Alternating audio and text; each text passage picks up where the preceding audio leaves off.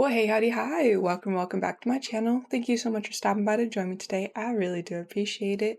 My name is Ellie and I'm a witch, and this over here is my teaching assistant, Andy, and today is going to be the first episode in the Zodiac series that I'm going to be doing on my channel that I'm calling Fatal Alignment.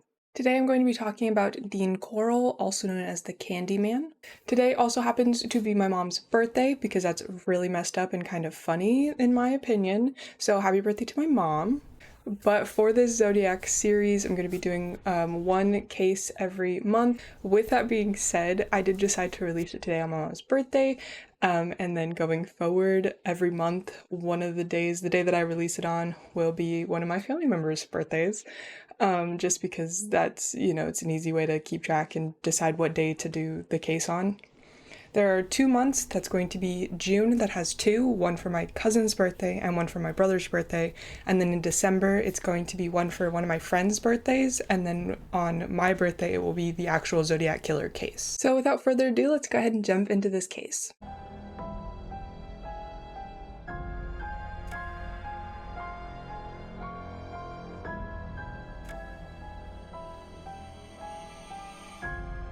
So before we start, some trigger warnings for this video are for murder, murder of children, and then mentions of sexual abuse towards both children and adults. If any of that is not something that you think you can handle, I totally get that. There are plenty of other videos on my channel that are not like this.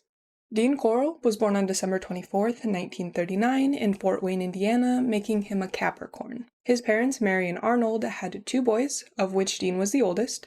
Now their father was very strict, while their mother was very protective of her children. Now the parents' marriage was not a happy one, and they were known to fight. They did divorce in 1946. Mary sold their home and moved into a trailer in Tennessee, and Arnold was drafted into the Air Force. Now the boys live with their mother, but were allowed to stay in contact with their father. So Dean was a very shy child and didn't socialize much with other kids. However, he was compassionate and empathetic towards others, it's noted. It was said that he was also sensitive to criticism and rejection. Now at age 7, he contracted rheumatic fever, but it wasn't diagnosed until 1950s when doctors found he had a heart murmur. That same year, his parents reconciled and actually remarried, moving the family to Pasadena, Texas. Now the couple were again not happy and ended up divorcing in 1953. Once again, Mary had custody of the children, but they were allowed to stay in contact with their father. Mary ended up remarrying to a man named Jake West, who was a traveling clock salesman. Now the couple moved the family to Vidor, Texas. Now this is where Dean's half-sister Joyce was born. The parents started a candy company here, operating first out of their garage, and in the early days, the Corll boys were responsible for running the candy machines and packaging the candy. This meant that they were doing school during the day and then coming home to work at night. Their stepfather was then selling the candy on his sales route. During the day, Dean attended Vidor High School, attending from 1954 to 1958. Now, he was a good student who received good grades. Once again, he was seen as a loner, very shy, but he did have a few girlfriends. Dean was also in the brass band, playing the trombone throughout high school. After Dean graduated from high school, the family moved to the outskirts of Houston, so the family business could be closer to the main area that sales were being made. The family opened up a shop called the Pecan Prince. Now in 1960, Dean moved to Yoder, Indiana to take care of his grandmother, and it was in Indiana that he had a relationship with a woman there, but he actually turned down her marriage proposal in 1962. That same year, he then moved back to Houston to help with the family business, eventually moving into an apartment above the candy shop. In 1963, Mary divorced Jake and opened her own candy shop. This one was called Corll Candy, and Dean was appointed vice president while his younger brother became secretary-treasurer. The same year that the company opened, a teenage boy who worked for the company made a complaint to Mary that Dean had made sexual advances towards him. In response to that, the teenager was fired. In August of 1964, Dean was drafted into the Army. Originally assigned to Fort Polk, Louisiana for basic training, he was then sent to Fort Benning, Georgia, before his permanent assignment at Fort Hood, Texas. According to his military records, there was nothing of note that actually happened during his service. He was, however, miserable and apparently hated his time in the military. He applied for a hardship discharge, citing his family's need for him to be home to run the business. His request was granted, and he was honorably discharged in June of 1965. After his discharge, it is reported that he disclosed to some close friends that he was gay and realized it during his service. According to others who knew Dean, they noticed a subtle change in how he interacted with teenage boys after his service, leading them to assume that he may be gay. Dean returned to Houston and to his position at Corll Candy. Then in 1965, the company relocated across the street from Helms Elementary School. Now, Dean was known to give out free candy to kids, but especially to teenage boys. It is this behavior that earned him the name the Candyman and Pied Piper. At work, the company employed several young teens, and it was said that Dean would act flirtatiously towards them. He even had a pool table installed at the back of the factory where the teenage boys would congregate. In 1967, Dean befriended David Brooks, who was just 12 years old. He became one of the many boys who hung around Dean and the other boys at the factory. David also accompanied Dean on the regular trips he took to southern Texas. Dean would also give David money whenever he said he needed it, and became an almost father figure to the young boy. Dean began urging a sexual relationship between the two, though, and in 1969 it really began, paying David with cash or other gifts when the two had had sexual relations. David's parents ended up getting a divorce. Now his father stayed in Houston while his mother moved to Beaumont. In 1970, at age 15, David dropped out of high school and moved in with his mother. He did still visit his father, and during those trips he visited Dean as well, who allowed David to stay at his apartment whenever he pleased. Later in the year, David moved back to Houston and regarded Dean's apartment as his second home. Now, in Dean's life, by the time David was dropping out of school, Mary and Joyce were moving to Colorado after the closure of Corll Candy in June of 1968. Mary would talk often on the phone with Dean, but never saw her son again. After the closure of the company, Dean took a job as an electrician, and this ended up being his job until his death. It was between 1970 and 1973 that Dean is known to have been active as a serial killer, having killed at least 28 victims, all of which were male and aged between 13 and 20. Most of the victims were abducted from Houston Heights, and Dean had been assisted in the abduction by two other teenagers, David and then Elmer Wayne Henley. Several of the victims were friends of the accomplices, but two victims, Billy Balch and then Gregory Winkle, were former employees of Corll Candy. This next part gives some details into what happened to the victims, so a content warning for that. Victims were lured into either a Ford Ecoline or a Plymouth GTX, which Dean owned, or a '69 Chevy Corvette, which was bought for David in 1971. Typically, the group lured in victims with the offer of a party or a lift, and then they were taken to Dean's house. Once there, some victims were given alcohol or drugs until they passed out, some were tricked into putting on handcuffs, while others were simply grabbed by force. At that point, they were stripped and tied to either the bed or a plywood board hung on the wall called the torture board.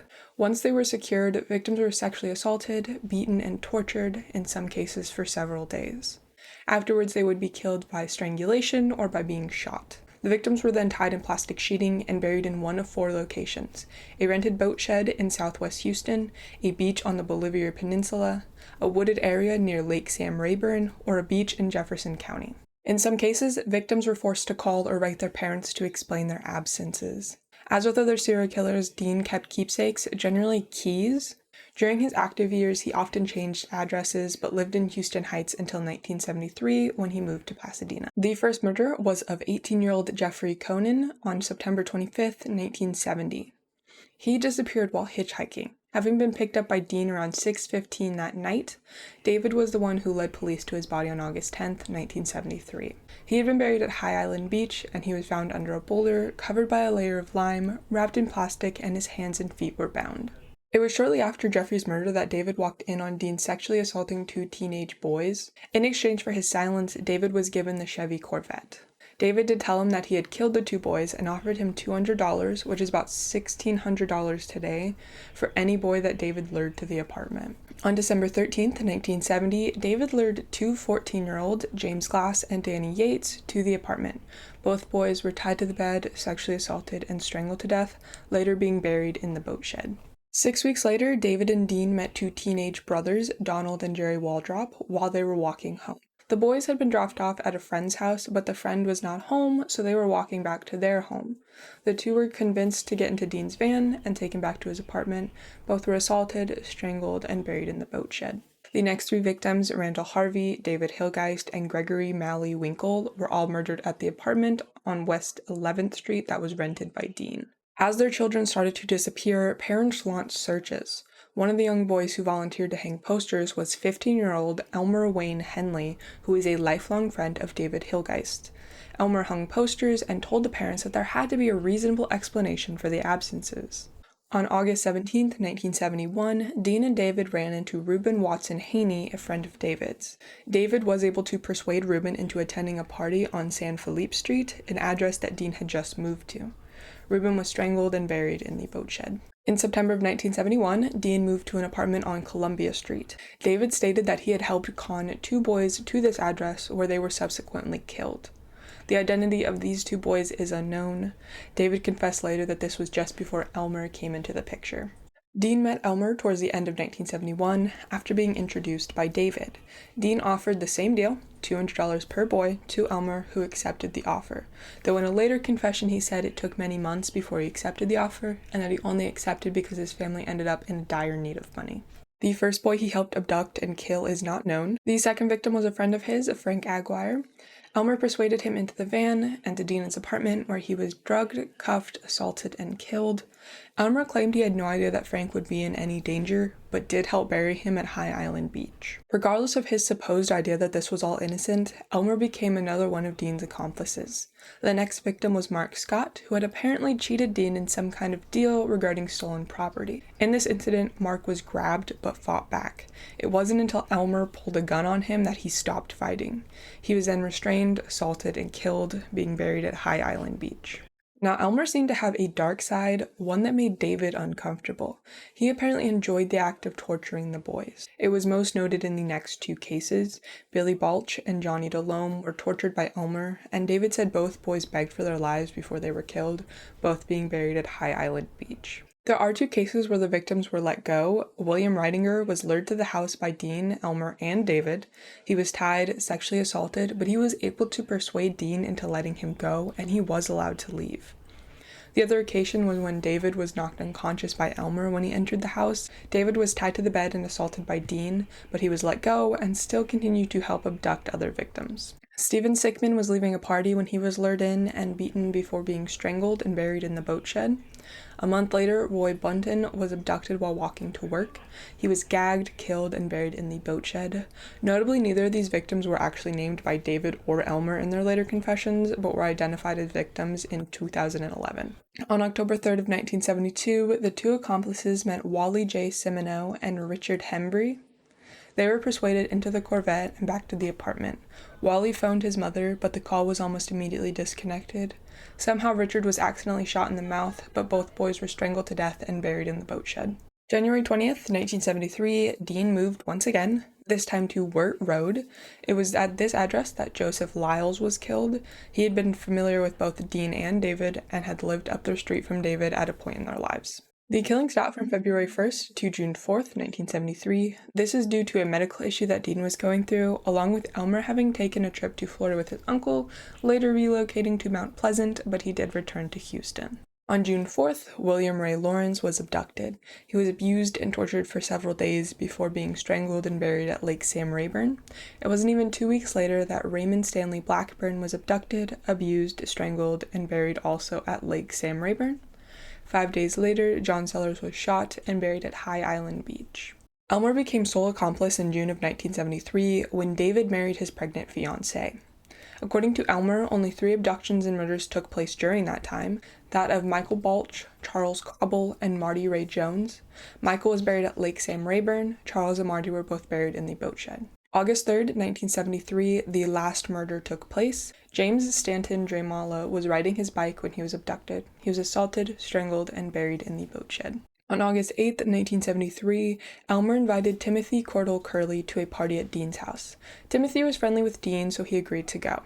At the house, Dean and the 2 boys huffed paint fumes and drank until after midnight. At that time, the 2 boys said they needed to go out but would return. They drove to Elmer's house, but as they got out of the car, they heard some commotion at Rhonda Williams' house. She was friends with Elmer, so the boys rushed over. It turns out Rhonda had sprained her ankle after having been beaten by her drunk father. She was invited to go back with the boys to Dean's house, and she accepted. At 3 a.m. on the morning of August 8th, the 3 made it to the house. Dean was enraged that Elmer had brought a girl to his house. Elmer tried to explain what had happened at Rhonda's house, and that seemed to pacify Dean, who offered everyone a beer and some weed. After about 2 hours of drugs and alcohol, the trio passed out. When Elmer woke up, he realized he was bound with tape and also had tape over his mouth. He was next to Timothy and Rhonda, who were both tied with rope and were gagged with tape. Timothy had been stripped naked. Dean took the gag out of Elmer's mouth when he realized he was awake. He once again told Elmer he was angry he brought a girl to his house and said he intended to kill all three after he assaulted Timothy. Elmer was then dragged to the kitchen and threatened with a gun. Elmer was able to talk Dean down and convince him that he would help with the whole situation, so he was untied. The two then tied Timothy and Rhonda to the plywood torture board. Dean then handed Elmer a hunting knife and told him to remove Rhonda's clothes.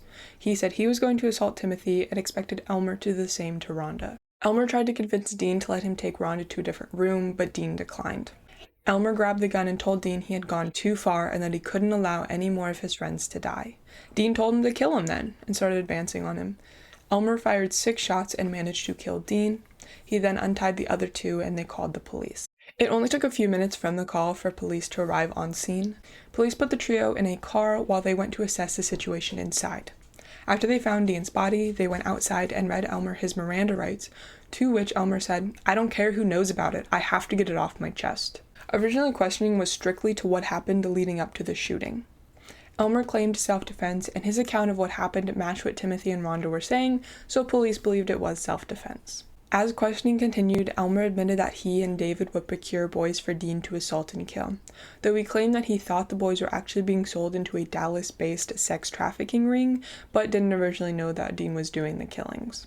Elmer then went on to admit that he had assisted in several abductions and murders, as well as having participated in the torture and mutilation of 6 or 8 victims. This question is when we learn that David and Elmer were paid $200 per victim they procured. The police were a little skeptical of the latter claims from Elmer, and they assumed it was Dean alone who had been responsible for the murders, thinking all of them were drug-fueled. However, Elmer would not stop insisting and started naming victims he and David found for Dean. Police finally started to believe him when he named some of the victims that they knew were currently listed as missing persons. As they investigated some of the other names they were given, they found more missing persons reports. Along with the reports, further searches of Dean's residence, they found the plywood board on the wall, rope, handcuffs, plastic sheeting, sex toys, and glass tubes. Dean's van was also searched, and they found that the back window was completely covered by a blue curtain. They also found more rope, a wood crate with holes in the sides, a pegboard on the side of the van with hooks and rings, and a rug with soil stains. In the backyard, another crate with holes was found. This one had strands of human hair in it. Elmer agreed to take police to the boat shed so they could find the bodies. In the boat shed, they found a stolen car, a child's bike, a large barrel, water containers, 2 sacks of lime, 2 shovels, a broken rake, and a large bag full of teenage boys' clothes. 2 prison trustees, those being inmates that were given special privileges and responsibilities, were the ones who were tasked with digging for bodies in the shed. Victim after victim began to be found. All victims were found to have been raped, sexually tortured, and most victims were gagged. 8 bodies were found in the boat shed on the first day of the search. David went to the police with his father on August 8th. He went to give a statement to deny any involvement in the murders, saying he didn't even have knowledge of there being murders. What he did admit to was that he knew Dean had raped and killed 2 boys in 1970. On August 9th, Elmer gave a statement that detailed his and David's involvement in the abductions and murders of numerous boys. Elmer admitted to having personally killed 9 boys himself and having assisted Dean in the strangulation of many of the other victims. In the statement, he said that David had only been absent for 3 of the kidnappings and murders. That afternoon, Elmer took police to Lake Sam Rayburn, where 4 victims had been buried. 2 additional bodies were found in shallow graves near a dirt road. The next place police searched was a cabin that the Corll family owned. Inside, they found another plywood board, more plastic sheeting, shovels, and a sack of lime. On August 9th, the second day of search at the boat shed, another 9 victims were found. Again, having signs of rape, sexual torture, 1 body had fractured ribs, and this was when they found the siblings Donald and Jerry Waldrop. That evening, David gave a full confession. He admitted to being present for several of the murders and assisting in several of the burials, but denied any participation in the murders themselves. He agreed to accompany the police to High Island Beach to assist in locating more bodies. August 10th, Elmer once again went with police to Lake Sam Rayburn, where they found 2 more bodies. That afternoon, both Elmer and David went with police to High Island Beach, where 4 more bodies were found. That made the body count 27, which made this the worst murder spree in American history at the time. Elmer insisted that there was 4 more bodies, but they were never found. The families were not only devastated by their losses, but angry with the police. The families had reported their boys missing, but police wrote them off almost immediately as runaways. This meant their cases were tossed aside and no pattern was determined. On top of that, there had been a report that Dean was burying what looked like a body in the boat shed. Police did a search of the outside of the boat shed, but after finding nothing, they wrote the tip off as a hoax. The police chief even told Mr. Waldrop, "Why are you down here? You know your boys are runaways." By May of 1974, 21 of the victims were identified, 2 more were identified in 1983 and 1985. A grand jury was convened on August 13th to hear evidence against both Elmer and David. The first witnesses were Timothy and Rhonda, and they both recounted what happened on August 7th and 8th. They also heard from William Ridinger, who was the victim that was released. The investigators also testified regarding the confessions. The last testimonies heard were from the team tasked with exhuming the bodies. There was a total of 6 hours of testimony, and the next day the jury came back and indicted Elmer on 3 counts of murder and David on 1 count of murder. Bail for both was set at $100,000. Elmer was not charged with Dean's death, as that was determined to be a genuine case of self-defense. The grand jury did continue to investigate, and in the end, Elmer was indicted for 6 murders and David for 4. Both were offered deals for life imprisonment in exchange for guilty pleas, and both declined. Now, Elmer and David were tried separately for their charges. Elmer's trial started July 1st of 1974. He did not take the stand in his trial, which is pretty common in these kind of trials. A total of 24 witnesses were called, and 82 pieces of evidence were submitted. His written statement was read to the court by several of the officers who took his confession. Medical examiners also testified as to the specific sexual and non-sexual torture that the victims went through. The trial lasted 2 weeks, and closing arguments were given July 15th. The prosecution was asking for life imprisonment, and DA Carroll Vance actually apologized in closing arguments that he wasn't able to seek the death penalty. The jury only deliberated for 92 minutes and found Elmer guilty of all 6 murders. He was sentenced the next day to 99 years per victim. This totaled 594 years.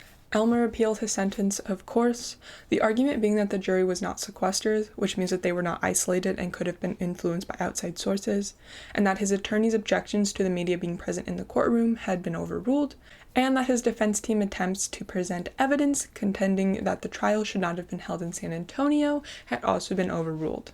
The appeal was actually upheld, and he was awarded a retrial in December of 1978. This trial was held in Corpus Christi, but the defense attorneys were the same as for the first trial. The defense once again tried to have the written statements ruled as inadmissible, but the judge ruled them admissible. This trial lasted only 9 days, and the jury deliberated for 2 hours. Once again, Elmer was found guilty and sentenced to 99 years per victim. This time, though, the years were to run concurrently, not consecutively. David's trial started on February 27th of 1975. He had been indicted for 4 murders, but was only brought to trial for the murder of William Ray Lawrence. The defense argued that the murders were actually committed by Dean, and that Elmer was the accomplice, not David.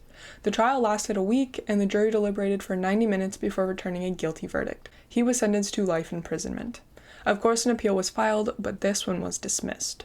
Elmer is still serving his life sentence. His previous appeals for parole have been denied, but he will once again be eligible for parole in October of 2025. David died of COVID-related symptoms in jail in 2020. And that is all that I have for you today. That was a really sad case, and honestly another one of those where, of course, missing teenagers are written off as runaways, and that doesn't help anybody. Just a little bit of like an extra after the fact bit for you. Apparently in later interviews, Elmer claimed that he thought that Dean would have been proud of him for killing him and reacting the way that he did in that intense situation. So yeah, I don't have any other videos coming out this week. I originally intended to, but that's not going to happen.